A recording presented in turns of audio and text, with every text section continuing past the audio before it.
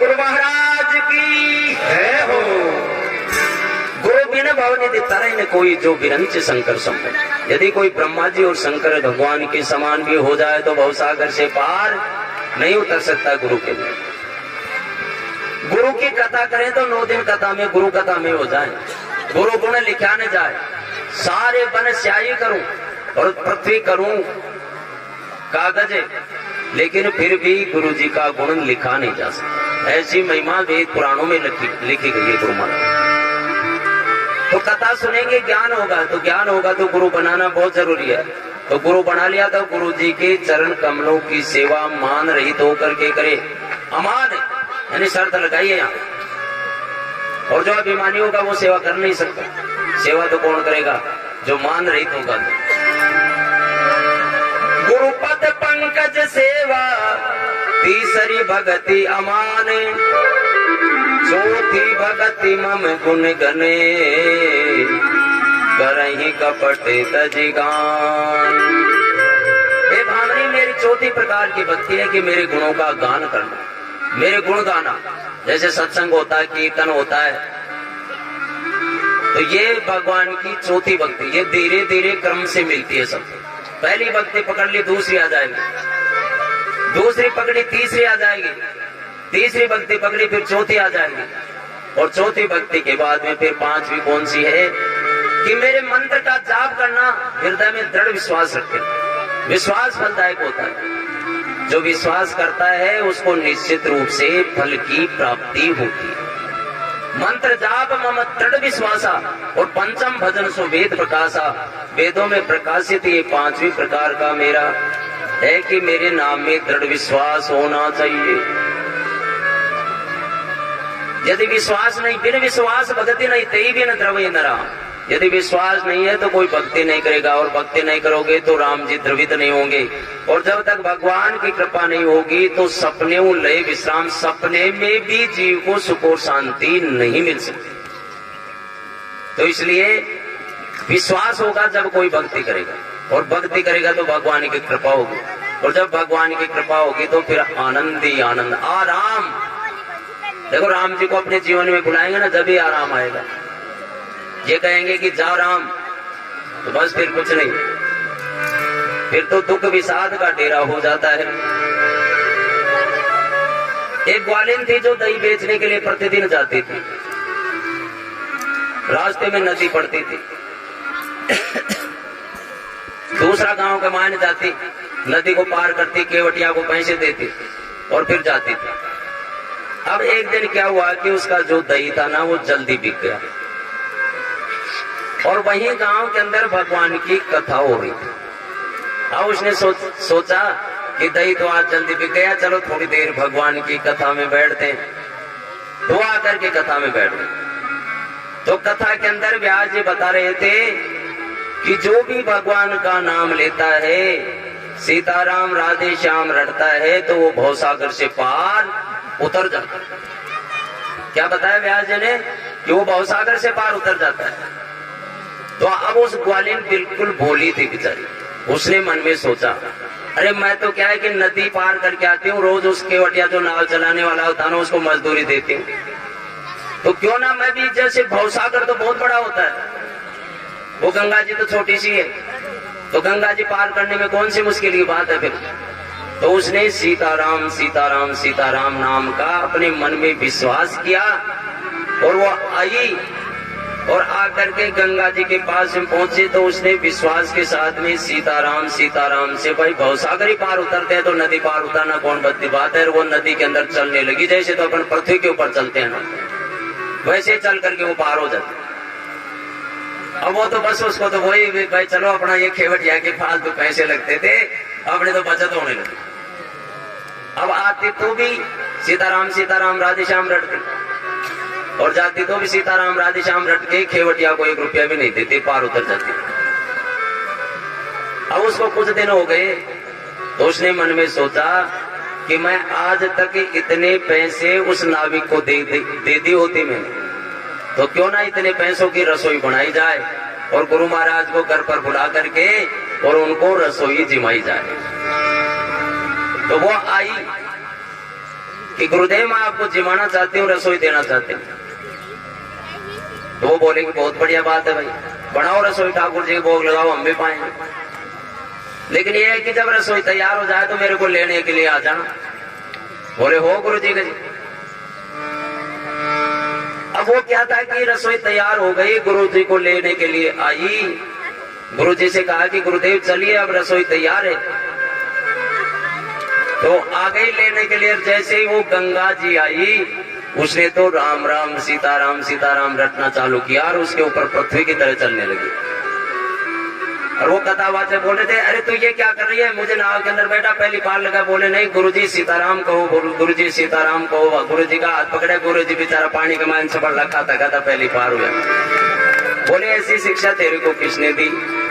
बोले हे गुरुदेव आपने ही तो बताया था कि जो भगवान का नाम लेता है वो भवसागर से पार उतर जाता है, ये नदी तो छोटी सी है।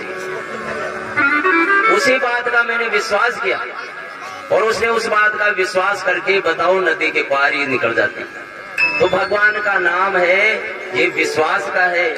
और दृढ़ विश्वास के साथ में जो भगवान का नाम लेता है, भगवान कहते हैं कि पंचम भजन सो वेद प्रकाशा। मेरा 5 प्रकार की जो भक्ति है ये वेदों में प्रकाशित है।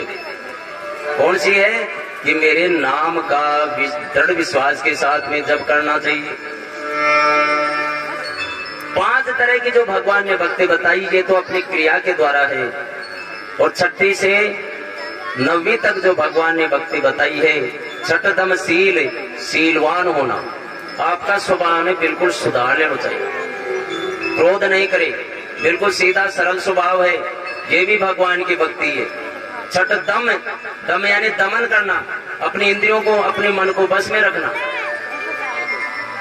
विरति बहुकर्मा, निरत निरंतर सज्जन धर्मा। सज्जन पुरुष का जो धर्म होता है, जैसे भूखे को रोटी देना, प्यासे को पानी पिलाना, कोई यदि दुखी हो तो उसकी सहायता करना, ये भी भगवान की भक्ति में है। इससे भी भगवान प्रसन्न होते हैं। एक गुरुजी थे, उन्होंने अपने शिष्य से कहा कि देख चले, कोई बूढ़ा आदमी हो ना, बूढ़ा आदमी हो तो उसको रोड पार करवाना चाहिए। जैसे बूढ़ा आदमी जा रहा हो तो उसको रोड पार करवाओ, तो ये बहुत बड़ा धर्म है। तो शिष्य ने अपने उस बात को सुन लिया कि भाई बूढ़े आदमी को रोड पार करवाना बहुत बड़ा धर्म है। अब एक दिन उससे गुरुजी ने उससे कहा कि तू जा बाजार में जार सब्जी लेकर के आ। तो सब्जी लेने के लिए गया तो रास्ते में क्या था कि रोड पड़ता था, रोड चलता था। वहां पर एक बूढ़ा आदमी था जो रोड के एक साइड से होकर के जा रहा था। अब उसने सोचा मन में कि गुरु महाराज ने कहा है कि बूढ़े आदमी को रोड पर पार करवाना बहुत बड़ा धर्म है, तो मैं इस बूढ़े आदमी को पहली पार लगा देता हूँ। तो उसने बूढ़े आदमी के पास में आकर के उसका हाथ पकड़ा। बोले बाबा मैं आपको पहली पार कर देता हूँ। बोले नहीं मुझे पहली पार नहीं जाना, मेरा घर तो इधर सामने है, इसी किनारे के ऊपर है। बोले नहीं मेरे गुरुजी ने कहा है कि बूढ़े आदमी को रोड पार कराना बहुत बड़ा धर्म है। तो उसके क्या था कि उसका हाथ पकड़ करके उसके लूमने लग जाता है कि नहीं मैं पहली पार उतारूंगा, नहीं पहली पार उतारूंगा। अब वहां पर लोगों ने जब तमाशा देखा तो लोग इकट्ठे हो गए, भाई क्या बात है? बोले गुरु महाराज ने कहा है कि बूढ़े आदमी को रोड पार करवाना बहुत बड़ा धर्म है, इसलिए मैं इनको रोड पार करवा रहा हूँ। तो इनको जाना ही नहीं है पहली बार, तो फिर क्या रोड पार करवाओगे? तो यानी भक्ति का रहस्य भी जानना बहुत जरूरी होता है। एक डोकरी माई बाजार के मान गई, 1 रुपये ले रही, पुराना टाइम की बात है, सामान खरीदा और उसके पास चवन्नी थी, चवन्नी बच रही थी। सायंकाल का समय था, वो आ रही थी तो एक बहुत बड़े शेड थे, तो उनके पास वो जो चवन्नी थी ना वो कहीं गिर गई।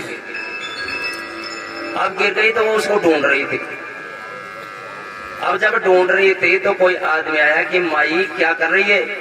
बोले मेरी चवन्नी गिर गई।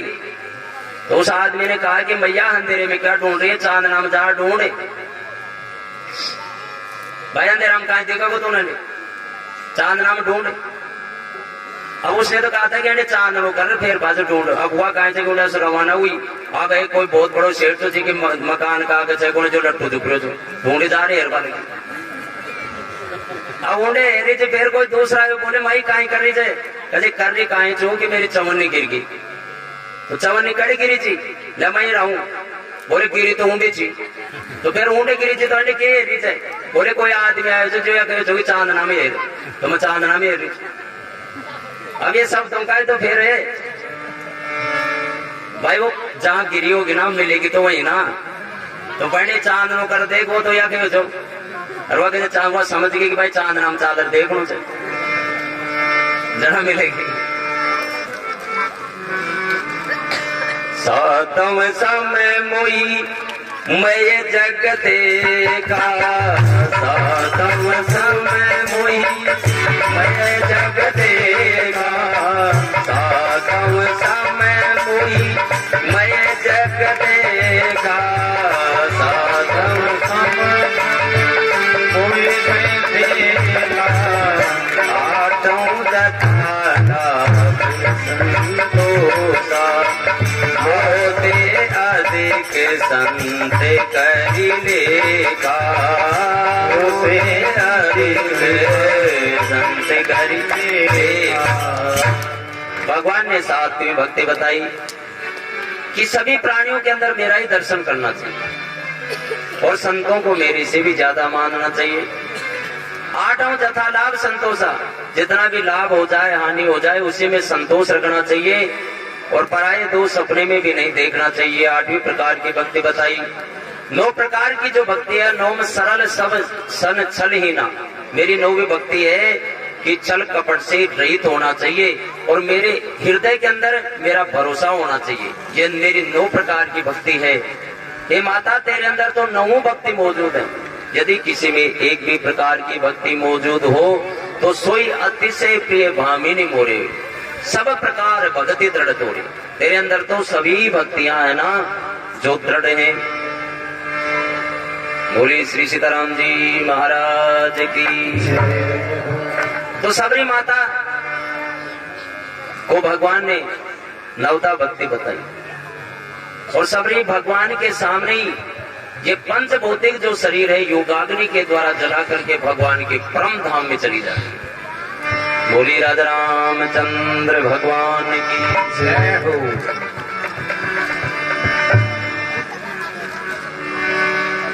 आगे चले बहुरी रघुराया, आगे चले बहुरी रघुराया, आगे चले बहुरी रघुराया, आगे चले बहुरी रघुराया, विषय मुँह पे परे वतनी राया, इस मुख परे वतनी राया। भगवान ने सबरी माता का उद्धार किया। सबरी माता ने भगवान से कहा कि हे प्रभु, बानरों के राजा सुग्रीव हैं, आप उनसे जाकर के मित्रता कीजिए, वो सीता जी की खोज करवाए। भगवान गए पंपा सरोवर के ऊपर जाकर के प्रभु ने स्नान किया और लक्ष्मण जी महाराज ने वहां पर भक्ति ज्ञान वैराग्य की भगवान से कथाएं पूछी हैं। उसी समय नारद जी आए। नारद जी ने कहा कि भगवान, यदि आप मेरा ब्याह हो जाने देते तो आपको जंगल के अंदर तो वनपन में तो नहीं भटकना पड़ता। भगवान कहने लगे कि मैं मेरे भक्तों की उसी प्रकार से रखवाली करता हूँ जिमी बालक राखई महतारी, जैसे माता अपने पुत्र की रक्षा करती है उसी प्रकार से मैं मेरे भक्तों की रक्षा करता हूँ। इसलिए हे नारद जी, अरे मैंने तो तुम्हारी रक्षा की थी। भगवान नारद जी को समझाते हैं। नारद जी भगवान का सत्संग करते हैं, संतों के गुण पूजते हैं और नारद जी भगवान को बारंबार प्रणाम करके और नारद जी वहां से चले गए और आगे भगवान चले। बोली दीन बंधु दीनानाथ की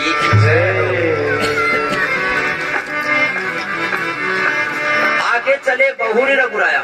रघुनाथ जी आगे चले और एक पर्वत था जिसका नाम था ऋषि मूक। और ऋषि मूक का मतलब होता है कि जहाँ पर ऋषि मुनि महात्मा मौन रह करके भजन साधन तपस्या करते थे। और उसी पर्वत के ऊपर सुग्रीव रहता था। 5 उसके मंत्री थे, जामवंत, नल, नील और हनुमान जी। ये 5 मंत्री थे सुग्रीव, जो सुग्रीव के साथ में रहते थे उस पर्वत के ऊपर। अब भगवान को देखा, भगवान पीत वस्त्र धारण कर रखे, हाथ में धनुष बाण है, ऐसे बहुत सुंदर लगते हैं, बहुत गठा हुआ शरीर है उनका, उनकी भुजाएं लंबी लंबी हैं, गोटे तक, घुटने तक भुजाएं आ रही हैं। अब उन्होंने भेष तो साधु का धारण कर रखा है, लेकिन हाथ में धनुष बाण है। सुग्रीव घबरा गया कि भाई ये कोई साधु है तो धनुष बाण से क्या काम, और ये वीर है तो फिर इसने साधु का वेश क्यों बना रखा है, तो यह तो कुछ ना कुछ गड़बड़ मामला लग रहा है। बाली के डर के मारे वो उसी पर्वत के ऊपर रहा करता था और दिन रात भयभीत रहता था कि न जाने कब बाली आ जाए। बाली तो वहां आ नहीं सकता था, लेकिन बाली किसी न किसी को, सुग्रीव को मारने के लिए भेजता रहता था, इसलिए वो भयभीत रहा करता था। उसने अपने मन में शंका करी कि शायद बाली ने इनको भेजा है मुझे मारने के लिए। हे हनुमान जी, तुम जाओ और इनके मन की बात पहचानो कि इनके मन में क्या है। अब हनुमान जी गए तो हनुमान जी ने ब्राह्मण का रूप धारण किया। हनुमान जी ब्राह्मण बने, तिलक लगाया, जनेऊ धारण करी और पोती पांदड़ा हाथ में मान लिया। अब नकली ब्राह्मण तो नकली वजह, असली तो असली रघु। नकली ब्राह्मण बन के गए और उधर से भगवान आ रहे थे, आगे राम जी, पीछे लक्ष्मण जी। और जैसे ही भगवान को देखा हनुमान जी ने, और तुरंत मात नाय पूछत अस भयो, ऐसे सिर झुका करके प्रणाम किया। अब बताओ, ब्राह्मण है जो हर किसी के आगे सिर झुकाएगा क्या, लेकिन नकली ब्राह्मण तो जने सिर झुकाते। अब भगवान है तो भगवान को देख करके हनुमान जी ने सिर झुका करके पूछा, कहने लगे कि को तुम श्यामल घोर शरीरा, आपके शरीर है ना जो आपका श्याम रंग का है, इनका घोर रंग का है, क्षत्रियों का सा, क्षत्रिय रूप है, आपका रूप तो क्षत्रियों का सा है, फिर वन वीरा, वन के अंदर क्यों भटकते फिर रहे हो। आपके चरण बड़े बड़े कोमल हैं, आपके चरण हैं जो बहुत कोमल हैं, लेकिन आपके चरणों में कहीं भी कोई छाला या कोई कांटा नहीं है, बड़ी सुंदर चरण है। इन सब लक्षणों को देख करके तो ऐसा लगता है कि कहीं कोई आप ब्रह्मा विष्णु शंकर में से तो नहीं हो, या पर ब्रह्म परमात्मा कहीं 2 रूप बना करके न आ गया हो। अब हनुमान जी जब भगवान को देखते हैं तो इस लोक से परे की बात कर रहे हैं, अलौकिक की, दूसरे लोक की बात कर रहे हैं, यहाँ की बात ही नहीं कर रहे। हनुमान जी ने देखा कि इनका तेज कितना है।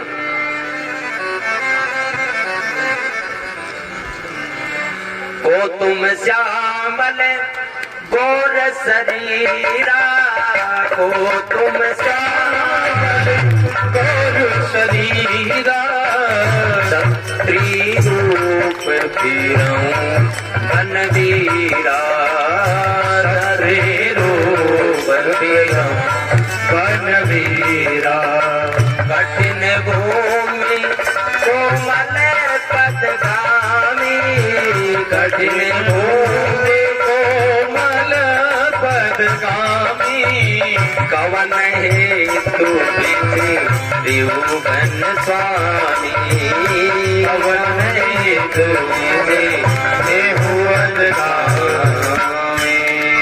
राधा रामचंद्र भगवान की। कठिन भूमि, ये भूमि तो बड़ी कठिन है, आपके चरण जो हैं ये बड़ी कोमल कोमल चरण हैं। आप कहीं जो परब्रह्म परमात्मा है वही तो 2 रूप धारण करके नहीं आते। भगवान ने लक्ष्मण जी की तरफ इशारा किया कि देखो हनुमान जी कैसी कैसी बातें बना रहे, अरे खुद तो नकली बन करके आए मेरे सामने और मेरे से असली पता पूछना चाहते हैं। तो भगवान भी मन में बोले कि मैं भी मेरा असली पता नहीं बताऊंगा कि मैं ब्रह्मा विष्णु शंकर में हूँ या परब्रह्म परमात्मा हूँ, मैं भी यहाँ का नकली ब्राह्मण बन के आए हो, तो इसलिए नकली पता ही बताऊंगा। तो भगवान कहने लगे कि हे ब्राह्मण देव, आपने महाराज दशरथ का नाम सुना होगा। बोले हाँ हाँ हाँ, सुना सुना सुना। तो उन्हीं के पुत्र हम राम और लक्ष्मण हैं। अब राम का नाम सुनते ही तो हनुमान जी के बचपन की बातें याद आ गई। वो राम जी के पास जब छोटे थे ना, हनुमान जी जब अयोध्या में रह करके आए थे, कौशले से दशरथी के जाए, कौशले दशरथ के जाए, हम पितु वचने मानी बन आए, हम पितु वचन मान बन आए। पिताजी की आज्ञा के अनुसार हम वन के अंदर आए हैं। किसी राक्षस ने सीता जी का हरण कर लिया। हे ब्राह्मण देव, हम सीता जी को ढूंढते फिर रहे हैं। अब हनुमान जी ने देखा कि ये तो अपने स्वामी हैं, अपने प्रभु हैं, अपने भगवान हैं, सर्वस्व यही तो है मेरे। तो हनुमान जी ने क्या किया कि भगवान के चरणों में साष्टांग दंडवत प्रणाम पड़ गए पैरों के अंदर और भगवान के चरण पकड़ गए। हे प्रभु, प्रार्थना करने लगे कि हम तो संसारी जीव हैं, लेकिन आप साक्षात नारायण परमात्मा होकर के भी हमको कैसे बुला दिया? आप तो सब कुछ जानते हैं। एक मंद में मोह बस कुटिल हृदय ज्ञान, पुनि प्रभु मोहि विसारे श्री दीन बंधु भगवान। हे दीन बंधु भगवान, आपने मुझे कैसे विसार दिया? हनुमान जी की आंखों में आंसू आ गए, भगवान के चरणों में पड़े हैं। अब हनुमान जी सोच रहे हैं कि भगवान मेरे को क्या तुरंत उठा करके और अपनी छाती से लगाए, लेकिन आज हनुमान जी को भगवान ने नहीं उठाया। अब हनुमान जी विचार करते हैं कि मैं जब भगवान के पास अयोध्या में रहता था तो जब भी भगवान को प्रणाम करता तो तुरंत उठा करके मुझे ऐसे छाती से लगा लेते, लेकिन कहीं ऐसा तो नहीं हो गया कि मेरे प्रभु का स्वभाव बदल गया हो? भाई कितनी देर हो गई इनके चरणों में पड़ा हूं, ट्राई कर रहा हूं, लेकिन फिर भी नहीं उठा रहे। तो हनुमान जी खुद ही खड़े हो गए। हनुमान जी खड़े होकर के भगवान से कहने लगे कि हे प्रभु, मुझ दीन से ऐसा क्या अपराध हो गया जो आपने मुझे विसार दिया? भगवान कहने लगे कि हे हनुमान, मुझे छल कपट पाखंड ये अच्छा नहीं लगता है। बोले छल कपट पाखंड कैसे प्रभु? बोले हनुमान, तुम अपने आप को देखो, नकली ब्राह्मण बन के आए हो नहीं? तुरंत हनुमान जी ने अपने आप को देखा, अरे वास्तव में। तो तुरंत हनुमान जी अपने असली स्वरूप के अंदर आए और जैसे ही प्रभु को प्रणाम किया और भगवान ने तुरंत उठा करके हनुमान जी को अपनी छाती से लगा लिया और भगवान के नेत्रों में आंसू आ गए। हनुमान जी की पीठ भीग गई और हनुमान जी से कहने लगे भगवान, हे हनुमान, तुम मन में किसी भी प्रकार की कोई ग्लानि मत समझा। तुम मुझे लक्ष्मण से भी दुगने प्रिय हो। तुम मम प्रिय लक्ष्मण थे। तो मुझे सब कोई समदर्शी कहता है, लेकिन जो सेवक होता है, सेवक प्रिय अनन्य गति सो, लेकिन सेवक मुझे प्राणों से भी बढ़कर के प्यारा होता है। इसलिए हे हनुमान, तुम अपने मन में किसी प्रकार की कोई ग्लानि मत करना, क्योंकि तुमने कपट का रूप धारण कर रखा था, कपट के ब्राह्मण बने हुए थे। मैं बहुत प्रसन्न हूँ। मांगो हनुमान, मांगो, क्या मांगना चाहते हो? भगवान ने, अब हनुमान जी तो क्या है, संत हैं, और संत अपने लिए कुछ नहीं मांगते, वह तो दूसरा का दुकानी दूर करवा मेरे। बोले प्रभु, इस पर्वत के ऊपर बानरों के राजा सुग्रीव रहते,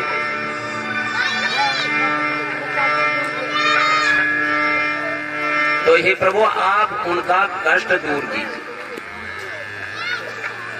भगवान ने कहा कि वो यहाँ पर क्यों रहते हैं? बोले प्रभु, वो आपके दास हैं, तो आप दास के जाकर के संकट मिटाइए। तो भगवान हनुमान जी के दाहिने कंधे पर बैठे और लक्ष्मण जी बाएं कंधे के ऊपर बैठे और हनुमान जी तुरंत लेकर के सुग्रीव के पास में पहुंच गए और सुग्रीव से मित्रता करा दी। अग्नि की साक्षी में मित्र बन गए दोनों, राम और सुग्रीव, और हनुमान जी उसके साक्षी हैं। अब भगवान कहने लगे कि यदि मित्र के ऊपर कोई संकट हो तो मित्र का ये धर्म बनता है कि उसका संकट मिटाए, देते लेते किसी प्रकार की शंका न करे। मित्र का दुख है ना, छोटा सा दुख हो उसको पर्वत के समान समझे, और अपना दुख चाहे कितना भी बड़ा हो उसको रज के कण के समान समझना चाहिए। तो भगवान ने मित्रता के लक्षण बताए हैं। बोली श्री सीताराम जी महाराज की जय।